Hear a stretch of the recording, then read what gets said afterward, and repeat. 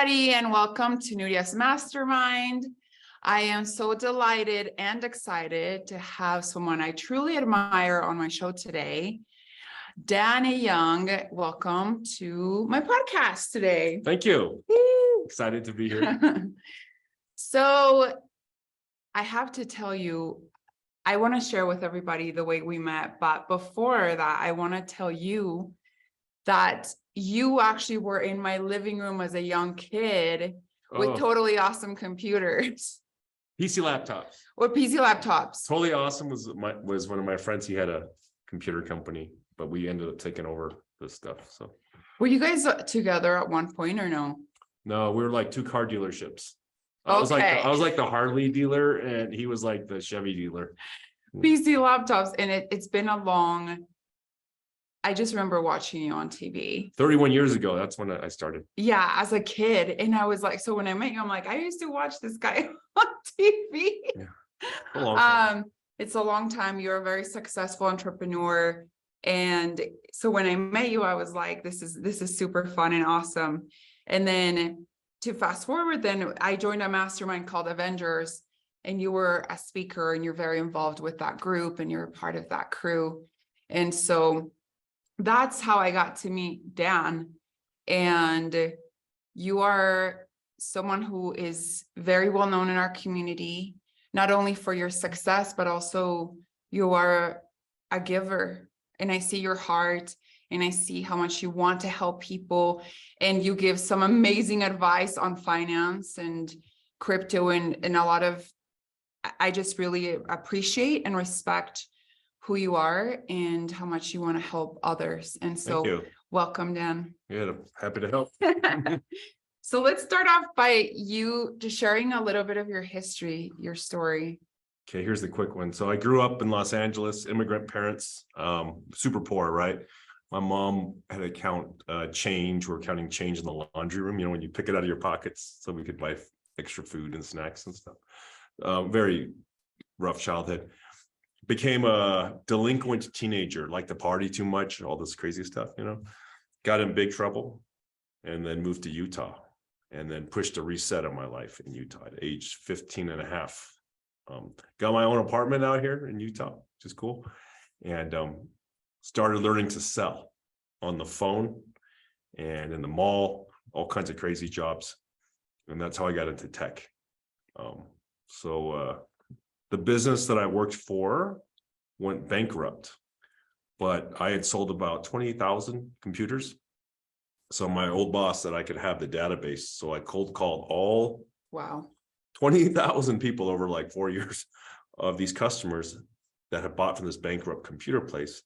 And I said, hey, if you have a computer I sold you, I'm going to give you a lifetime warranty. Here's my beeper number. I don't have something. Beeper pager. So the first year I lost 27,000 in the red. It's really bad. The second year we did $1 million in rev. So, wow. And cool. You were 20, how old? What was it, 21, about 21? That's huge. Most 21-year-olds are not doing that. Yeah. Pay the bills, you know? Yeah. But it was cool though. Impressive. Yeah, I did good. Yeah. And then what happened after that? Oh, so well, I met my mentor actually. He was a customer and he's like, dude, let's go get some Chinese food. And you like Chinese food? I'm like, of course I like Chinese. So we go grab some like mediocre Chinese food. And I go, what do you do? He goes, well, I sold my tech company. He goes, I had computer stuff, tech stuff in North Carolina. And I go, well, how did you do? He goes, oh, I exited at age 40 for 2.4 billion. I kept 400 million in cash and stock. And he goes, he said he had 25,000 employees at the time of his exit, publicly traded, everything. And he goes, I'll show you how to do this. Now, as you know, and you guys know, if you do $1 million in revenue, doesn't mean you're making $1 million, right? Because you have operating costs. That means you're making 150,000. You know, you're not making $1 million, right? You want to strive for the higher margin, but yes, it takes a minute. You always see people saying, oh, I've done, 100 million, 200 million. It's like, yeah, it's revenue. It's not pure profit. You got operating costs. Yeah. So I want to know profit. I'm like, Yeah. tell me your profit. Who cares?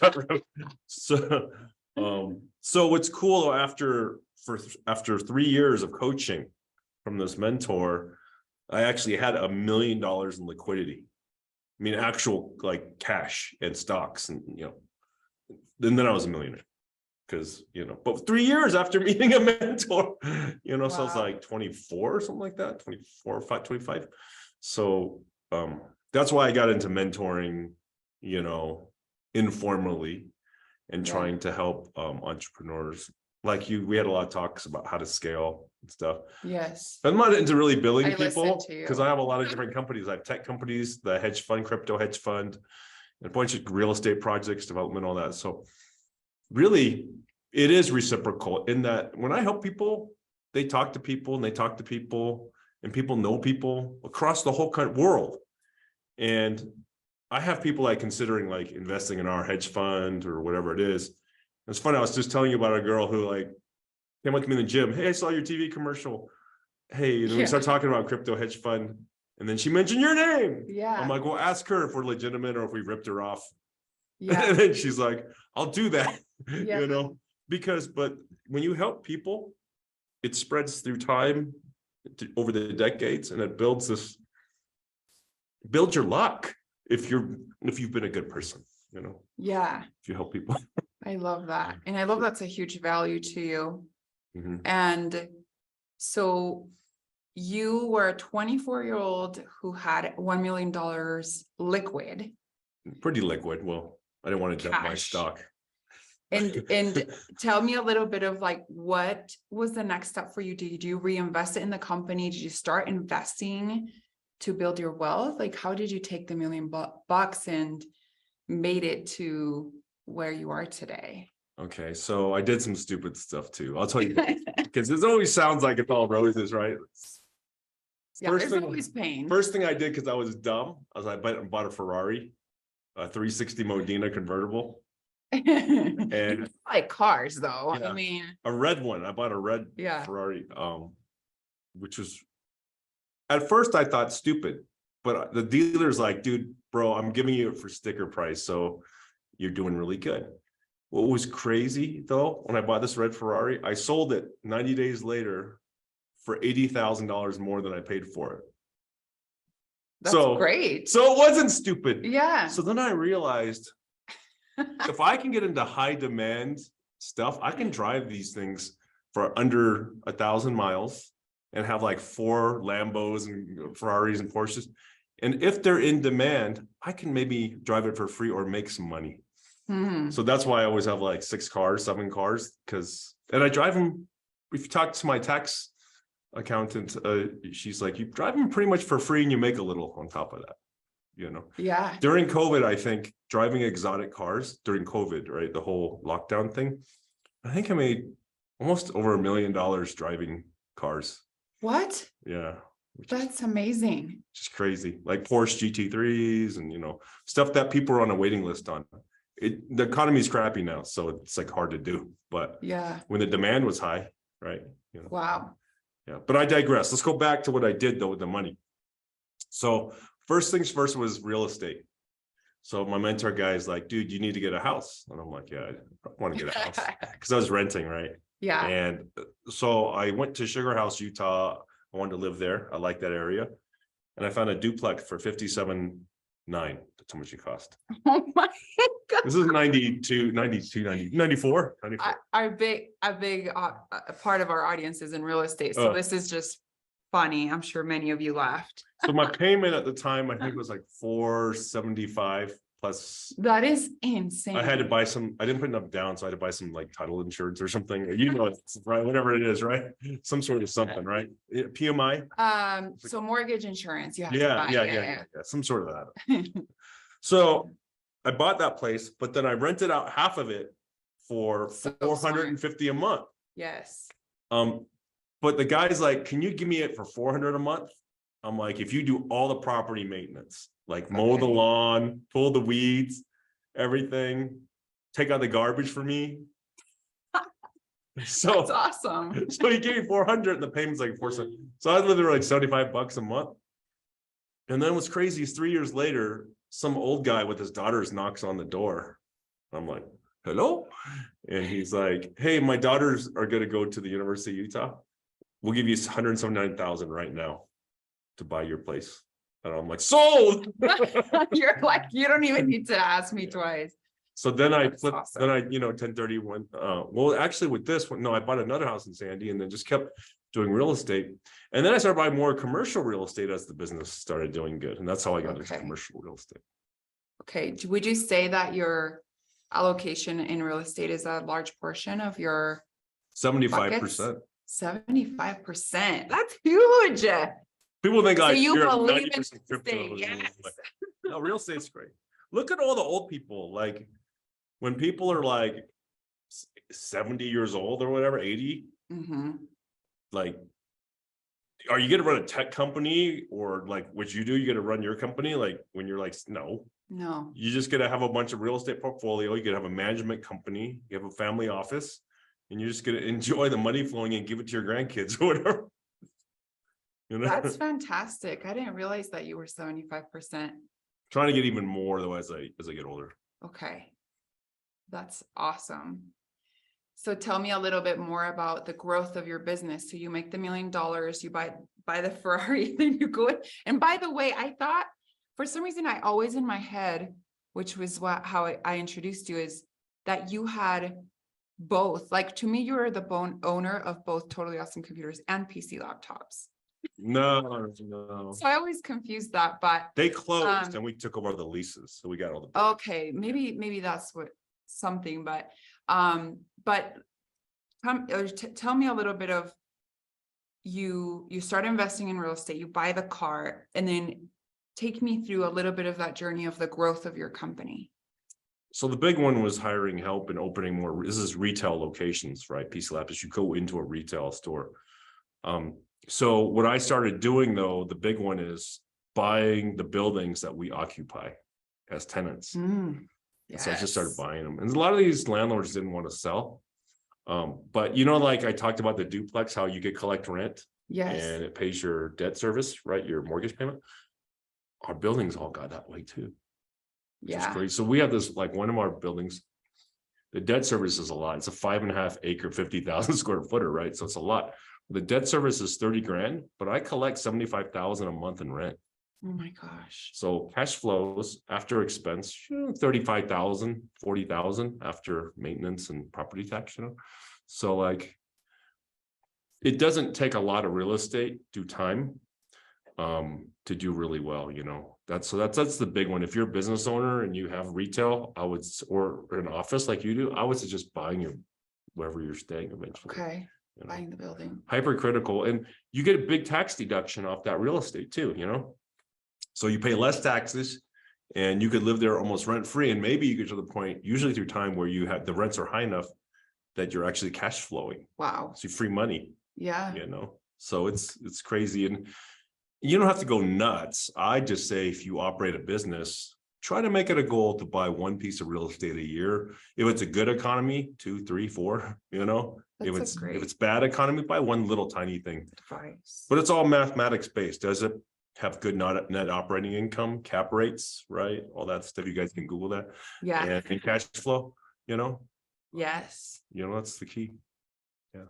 So smart and so young. Like most 24, 25-year-olds are not anywhere thinking of these things. Just hang out with old people. Who inspired you to think differently? 2 people. So that first mentor, Mike, he's Okay. awesome. He's my next door neighbor now, still old That's guy. awesome. And then what's funny is actually Tony Robbins. I bought his tape course, and the QVC channel, like the home shopping network. Yes.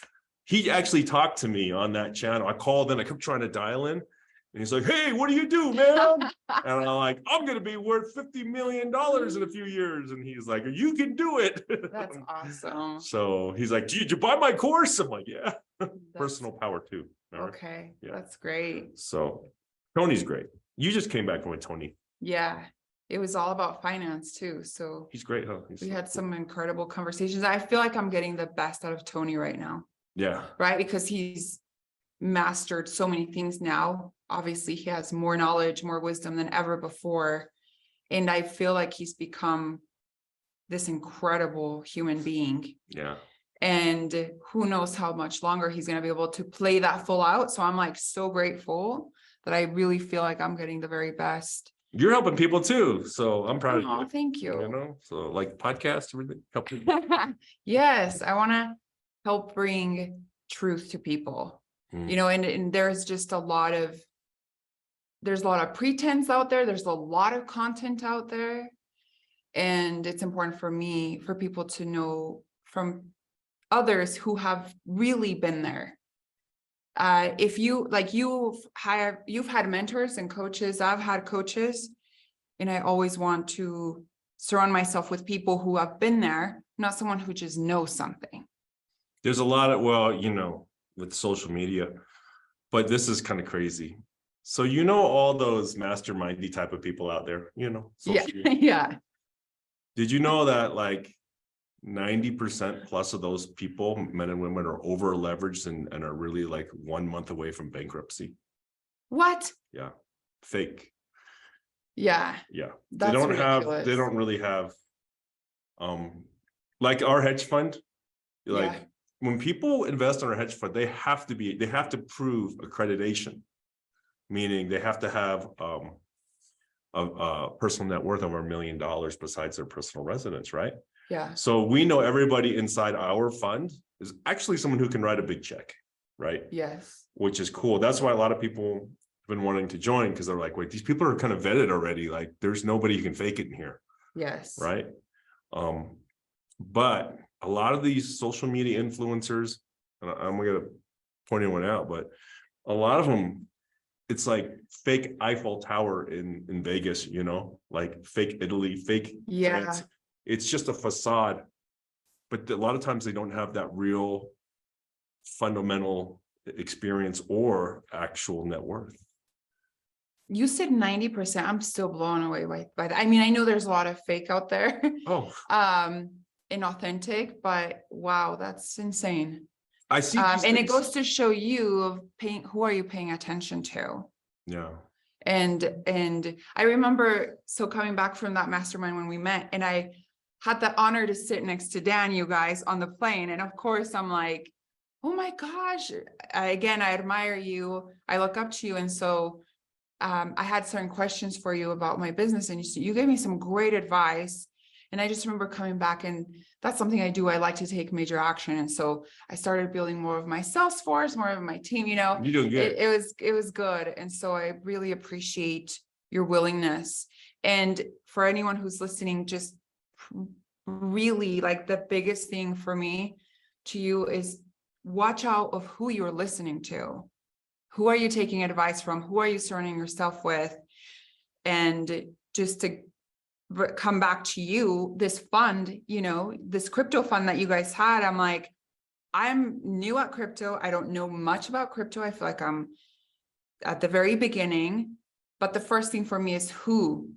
And it was like, well, Dan, Bridger, they're masters. I trust them, and I know I can help grow my wealth. And as I'm learning about it. And this is important. You asked me before I actually went on the podcast of, do you invest in private investments, right? Like fund VC money and angel investing and that kind of thing. There's a rule that I recommend everybody follows. First is what I call the wake. You know, when you have a boat, like at Lake Powell, right? You're at the lake and you got a wake, right? So good people leave good things in their wake. Meaning if you go to LinkedIn, if they've been around a long time and they've worked that social media channel, they have testimonials that are public reviews about them, right? And what they've done, right? Yes. And if you don't have a bunch of those, I definitely get them from people you've worked with, you know, hey, I'll write one for you, you write one for me, from real life experience, right? And the farther that goes back, you know, some people are younger, so it's hard to go far back. But if you're like 30, 40 stuff, you should try to build a historical story of what's happened. You can also Google people and you can see a lot of their litigation claims. So if they've been sued by the government for fraud or by people, then they're probably going to do that to you, right? Yes. If they have a clean record. So if they have 100 pending lawsuits through all of history and settled or whatever, that means people are legally engaging them for something bad. Do you see what I'm saying? Yeah, red flag. Yeah.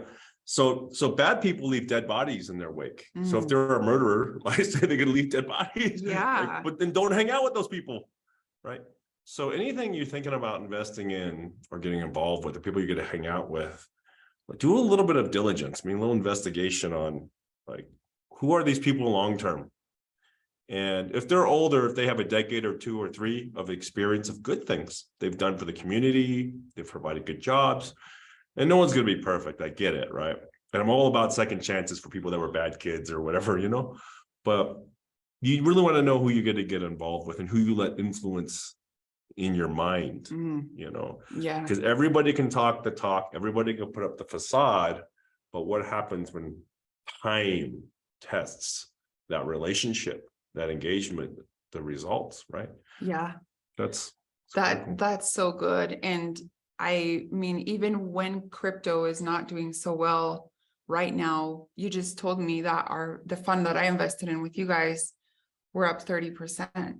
This year's been over 30% this year. So, which is unbelievable when I just came back from, you know, an event that everyone's talking about how crypto's just gone down. I mean, I'm just like, I know I made the right decision because I'm surrounding myself with the right people. Well, this is like anything. Right now, we are entering into recessionary times, right? Yeah. But I tell you, I've made most of my money during like 2008, 2001, during the pandemic, during the very beginning. Yeah, you said you had your best years during the in pandemic. 2 years, I did better like 30 years. Yeah, I mean, because everything was like, you saw that flash sale on everything where everyone was just dumping in the very beginning, just for like a month, like crazy drop and everything. Yeah. And I did 17 real estate transactions during that fear time. Like stealing property, like literally, because people were just dumping. Wow. They thought the world was over. We were all going to die. I'm like, we ain't going to die. We're gonna, you know, maybe we die, but not today. You know, it's so good. And even coming back from this event, that was huge for me, of really seeing that whenever there is fear, that there lies opportunity. So when consumers are fearful, when people are fearful, there's always opportunity. And on the other side, it's like, I need to make sure to keep my mind with the right positive outlook and perspective and optimism, because I don't want to get into a fear state myself. Yeah, right. Yeah. In like the last few months, obviously in real estate, we've had quite the winter. Yeah. And you have too, after the pandemic, you were mentioning to me earlier. Revenue, was a big adjustment. We go into recession, like consumers' minds, Yes. And so adjusting to that and pivoting and having to cut costs and all of those things that is a part of an entrepreneur journey. But also being like, oh my gosh, my cash is decreasing. I'm watching my cash. It's a simple formula. Revenue, operating costs. So if you're a business owner, you understand you sell a certain amount, make a certain amount of profit, but you have a certain amount of operating costs, employees, rent, all those kind of things. When your revenue drops, you just need to make sure that you appropriately adjust the operating costs. But you got to be careful not to totally murder marketing and things that are important that bring in lead flow and firing like your best salespeople or something stupid like that. Like, I know. I'm like, no. So what you want to do is you want to keep revenue generating things going and remove frilly things, Same thing with your personal lifestyle, right? If, you're living in a home that you shouldn't, is too big. If you're driving too many cars that you are losing money on, right? You should basically go to what I say is like a couple eggs and ramen noodles a day type of living as far as your expenses, though. Yeah. Really batten down the hatches, though. Work extra high performance, and then lower your expense rate. And then all that extra money you have, you should be putting into smart investments, good stocks, primarily, real estate opportunity, maybe 5-10% into crypto if you have the correct people to manage it. Home gamers usually lose a lot. When you see people getting into real estate or stock trading or crypto trading on their Coinbase, they always lose money, like, because that's not what they do. It's not a business. They're just dabbling.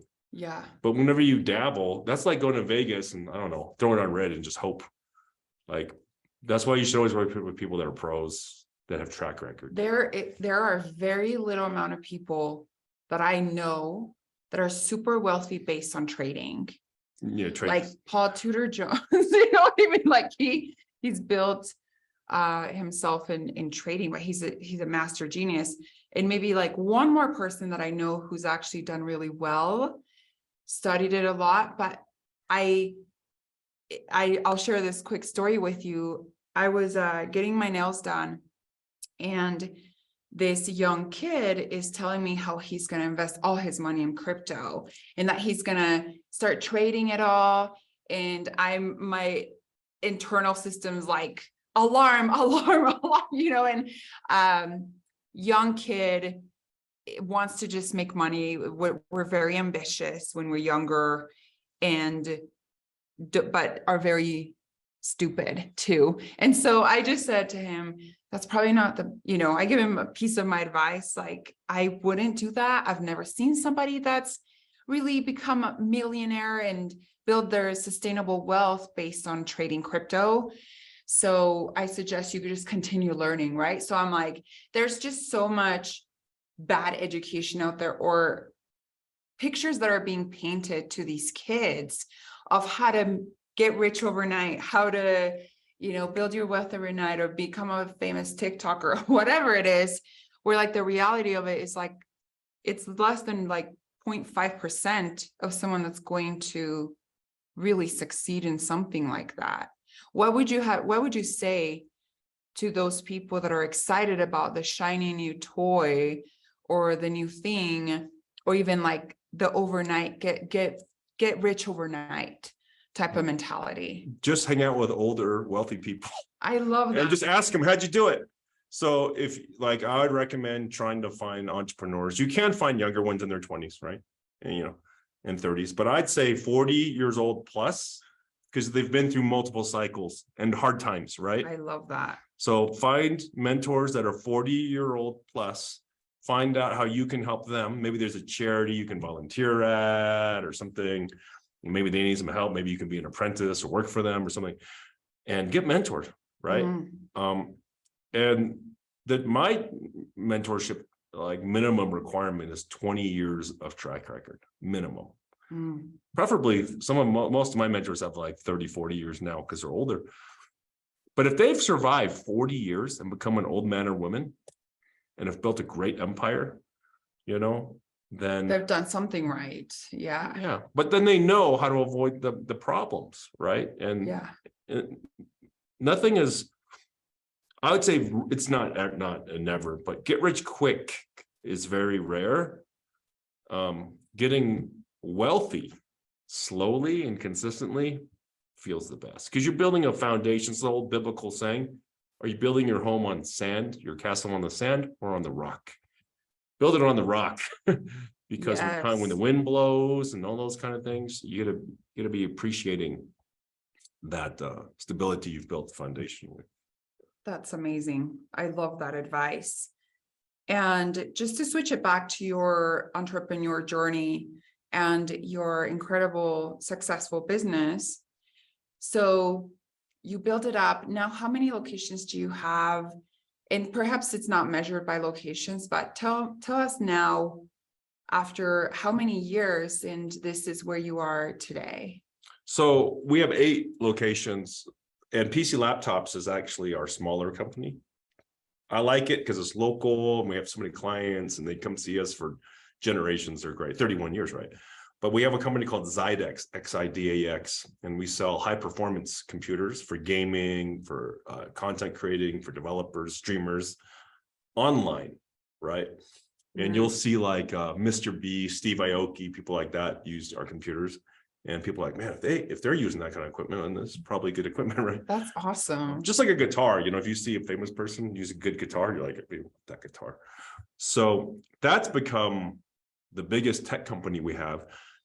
And we have customers like Amazon, Sony, Intel. I mean, big companies, you know, that are buying them to develop video games, create movies, professional streaming. Okay. But that's my one of my favorite companies right now. The So I love yeah. retail, but online is great because online, the world is your oyster. You can sell anywhere, right? Which is cool. Yeah, there's no limits. Yeah. Do you have people that are outside of the United States? Yes. That's great. So Middle you're East global. and Europe, and you know, it's easier to sell domestically though. It is much easier to sell within the US. Okay. Because sometimes you have weird taxes and hoops to jump through. Okay, I see. Yeah. So then you have the local community PC laptops, you have the tech company. What else are you focusing your time on right now? Obviously the fund. Yeah, well, you know, with crypto and stocks, you know, so in 2014, I built the biggest Bitcoin mining facility in Utah. People thought it was crazy. I didn't put a lot of money into it actually, because remember, we sell computers. So I had a whole warehouse full of computers and video cards. So we just mined them. We didn't pay any money for equipment. We already had it, right? So smart. But in 2017, I sold 75% of my crypto and bought buildings. You turn it into real estate. Yeah, because real estate, High five. it's gambling. So, I mean, crazy stuff like crypto is high risk, you know, but you know, it's kind of like, you know, if you go to Vegas and let's say you won 10 grand, you know, maybe peel off a few grand, buy yourself a purse, buffet, pay the hotel, you know, pay for dinner, then you feel like you got a free trip, right? Yeah. So that's what I did. Made a lot of money in crypto. Bitcoins went from we were mining them for $130 each, and it went up to 19,000. Oh my gosh. So I had a whole bunch. So we sold 75%. And I was just buying like buildings off the freeway. I love so much that you you cashed it out to buy real estate. Well, then it dropped from 19 grand to like 3,200. Oh my gosh. But by then you had sold. No, a lot of it. Yeah. I still kept 25% of it, but here's hindsight. Because like crypto, Bitcoin today is like 24, 25 grand. So, yeah, you know, but I did the math. Real estate since 2017 compared to crypto from 2000, so like Bitcoin from 2017 though, real estate went up significantly higher, plus tax deductions. So real estate was a better investment. Boom. It was better. Yeah. So you could, you should not put more than 10% of your liquid cash into crypto or crazy stocks, you know. Yeah, I definitely see it as more of my play money. And I stay under 5% for sure with that. Yeah. But keep it though, because people ask me, how much money did you actually put into crypto? And I said about 20 grand. And I got all these buildings from that 20 grand. That is incredible. Yeah, so you need a moonshot. Because some of the crypto, like Ethereum, when we bought, went up 32,000%. 32,000%. Wow. You can do that off of 100 grand investment, a 20 grand investment. That's insane. That's like insane. The moonshot. That's like life-changing stuff, you know. But also those moonshots are very, very rare. They happen in life. Yeah. Every decade or so. Yeah. As long as you have moonshot exposure, you're gonna hit the big one. That's you only got to hit one. Yeah. And it's money that if you lost, you wouldn't be sad about. You'd be like, well, it sucks, but I had fun when I learned something from it. Yeah. That's why we give like the free mastermind to our events. Yeah. For our investors, right? So they can come and meet other entrepreneurs people instead of having to pay for events. They're so great. We're doing another one. We're doing another one. Yeah, I got the invitation for it. It's so fun. And you and Bridger seem to have such a great relationship. And I can see how that came together so easy. It was funny. I actually had a couple friends come in last month. They're like, hey, we're here to learn.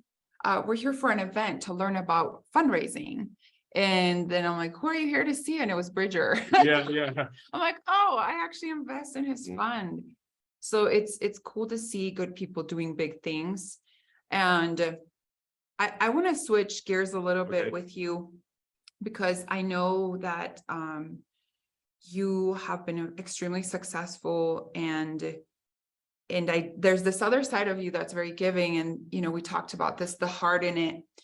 What would you say has been the biggest fulfillment that you've experienced in your journey as a leader, as an entrepreneur? It's seeing other entrepreneurs. We mentioned Mike and Toby Roberts from City Creek. Yeah. So we went to sushi back in 2007 or something. And they're like, what do we do? I'm like, your marketing's terrible.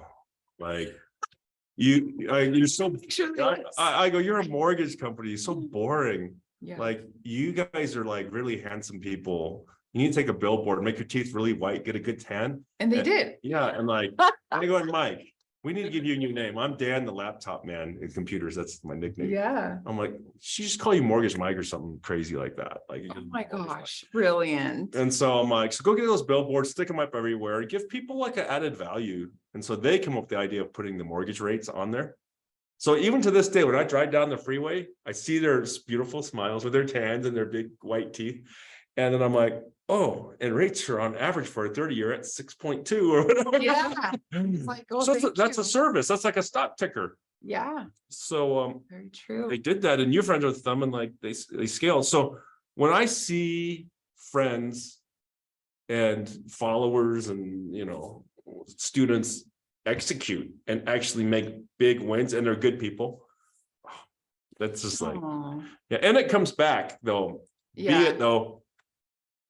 I don't do it just for philanthropy, because there is a positive mental reinforcer, right? So I think I've done the math on it. Like, I feel like for every this much 1% like give that I give, somehow, whether it's now or 10 years from now, the universe comes back 1,000-fold.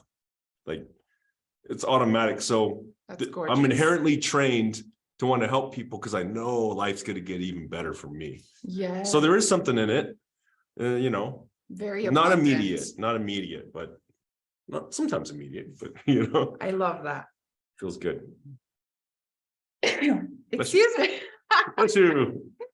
That's so gorgeous and beautiful. And Yeah. You're right. I feel like life supports more of what supports life. So it's coming back to you, and the universe has your back. And what about leadership? I know you're a great leader. How have you found people to build up in that platform? Like, what are some specifics that you do to help people become better leaders themselves in your organization? So the first is you buy, when you pay to buy the heart, not the hand. So when you hire employees, you're not buying their labor, you're buying their heart. But to buy their heart, you need to find out what they want in 3 areas: physically, financially, personal development, spiritually, right? Intrinsically, right? So if you can sit down with them and truly like write down when you hire them, like, and just ask them, like, what do you want? And help them write it down. Like, that's what I do to hit my goals. So I'm helping them. And then check in with them and help them when you're doing like your check-in every quarter or whatever. How you doing? Oh, you look like you're looking very trim. Well, physically, yeah, I've been walking and my dog and lifting weights, doing aerobics or whatever. Cool. So you've been saving money? Yeah, I've been investing. I made a ton of money on this stock and bought my first real estate property. Right on, internally. Oh, I've been sleeping 8 hours a day, doing yoga, meditation. I feel really happy. Rad. And then you help them move their goals higher. If you do that with people, then you're buying the heart, not the hand. Because I've had people that say, Dan, hey, I'm making great money with you, but I have this other opportunity where I can make double, but I'm not going to go because I need the help in these other areas. And it means a lot to me. Because that other company, I know they don't give a crap about me. And they'll just lay me off because I'm a number one day. But here, it's like, feel like you care and I care. And when you do that with your people, they do that with the people they hire when they become managers and leaders, right? So pretty simple formula. That's beautiful. And it's this compound effect. It keeps on living. Yeah. Keeps on going. How you said, it's this ripple across the community. Yeah. And furthermore. So Congratulations on everything. Just to finish our time together today, I feel like I could continue talking to you for hours.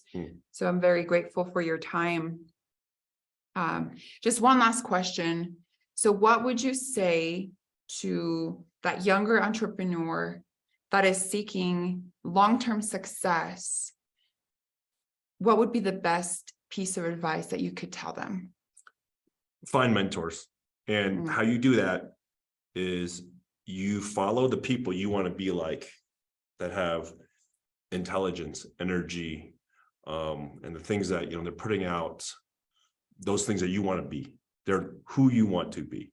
So I would go on social media and find 3 people that are real like that have a good history, right? And watch for how you can help them. Not the fakes. Yeah. Watch for how you can help them, because they're going to be like, hey, here's a GoFundMe for my niece. And they have enough money just to help or whatever. But maybe they're just trying to rally some support, emotional support. Like, be someone who engages with them, shows up to their events and those kind of things, Yeah. and really gives first before you ask. Oh, that's huge. The second place to find free mentors without paying a penny is high-end nursing homes. So if you go to like ones in the more affluent areas, there's usually these retirement communities. And if you ever go in there, because my parents were at one before they passed away, there's a lot of lonely old people because their kids ignore them. You should go get a whole bag of stuffed animals, like child-safe ones. You want to get child-safe ones, right? And or balloons or something that they're allowed to have. You got to ask the front desk and just ask them, can I go talk to the people and hand these out? And sometimes they'll have a nurse go with you. Brilliant. And you tell everybody, hey, tell me your story. And older folks will tell you the story. A lot of these nursing homes cost $10,000 a month per person. Wow. So if they're in there, their insurance is probably not covering it. They're writing a check. They're wealthy. I've met so many people worth hundreds of millions of dollars in nursing homes. That is such an incredible idea. I've never heard anyone say. Yeah, tell me your story. And they will teach you for free. They will talk until you like all day, because like their kids are being douchebags and not visiting them, or they don't have kids. Yeah, they're lonely. Yeah, so you just give them your time and love and care, like you're talking to them, and perfect. You could even just bring a puppy and walk around, let them pet the puppy, or a cat or something, or treats. That's or something. So older folks love treats, I love it. Thank you so much. Okay, I'm actually going to add one more question. Okay. We'll make it quick because it came to mind. So right now in this current market, where would you be focused on investing? I would dollar cost average into good quality stocks, good quality crypto as well. I'd probably pick the 2 largest cryptos, and just put a little amount. So if it goes to 0, you wouldn't freak out. If you are a accredited investor, they can probably reach out to you. You can put them in touch with me if they want professionally managed. Be careful home gaming, because you can get hurt, and don't do trading. It's very bad. And then also, if you have a lot of extra cash liquidity, I would invest into your business infrastructure and strengthen the things that need to be strengthened. But also there's some killer deals on real estate starting to pop up just about now. Woo! I've been getting like 5-6 deals a week in my inbox, and they're actually getting to the point where I'm like, we're almost there. Maybe if we take another 0.5% rate hike, I'm going to pull the trigger on 1 or 2 of these. Oh my God. Because it's just about the mathematics and cash flow, but work extra hard and then eat like, I don't know, veggies and grass finished meat or something. And that's it, just a little bit, and intermittent fast every day. So you're living very frugal, Don't take expensive vacations. Stupidest thing right now. Take all that, because everything is on sale. Like, don't buy dumb stuff. So good.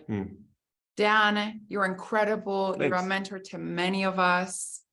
And it's truly an honor to have you here today. Oh, I got to give my link. Okay. So. Oh, yeah. So you guys know. That was my next question. How can someone reach out to you? At Dan's Millionaire Code. Make sure it's got that verified blue check, because like 5 million fake me's. Yes, I get them all the time. Yeah, just block the fake ones. Some of them go away. But follow the one with the blue check on Instagram. And I actually check. I don't use any of my employees to manage my messages there. You're responding to most. That's me. Yeah. That's pretty rad. That's the only platform that I do. The rest on my a lot of my emails and stuff. I have people, but Sure. So Instagram handle, say it one more time. Dan's Millionaire Code. Dance Millionaire Code, everyone. Thank you so much for your time, for your willingness to share with all of us. And guys, be smart out there. Don't be so focused on just becoming overnight success. And that's just not the long-term gain. So thanks to Dan, and have a beautiful day, everyone. Bye-bye.